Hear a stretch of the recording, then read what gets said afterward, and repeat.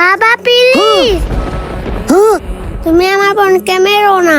এই একদম কথা বলবি না, চুপ করে দাঁড়ায় থাক। তোরা আগে থেকে 3 বোন হইছস, আরেকটা কিল্লা কামাইয়া দিল আল্লাহ। আমি এই মেয়ে রাখতে পারবো না।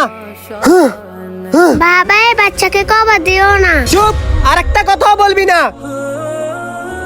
দে বাচ্চা দে। না বাবা আমার বোনকে কবর দিও না।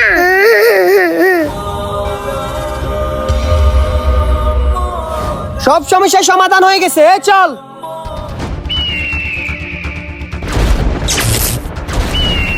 বাবা তাড়াতাড়ি আয়, নামাজের দেরি হয়ে যাচ্ছে। বাবা দাঁড়াও। বাবা তুমি কি কান্নার আওয়াজ শুনতে পাচ্ছ?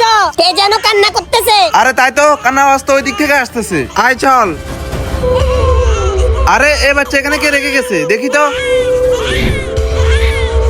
যে বাচ্চা এখানে রেখে গেছে সে হয়তো জানে না কন্যা সন্তান হচ্ছে আল্লাহ তাআলার নিয়ামত। আল্লাহ তাআলা সকল বাবাদেরকে বুঝার তৌফিক দান করুন। গাইস, ভিডিওটি ভালো লাগলে কমেন্ট করতে ভুলবেন না।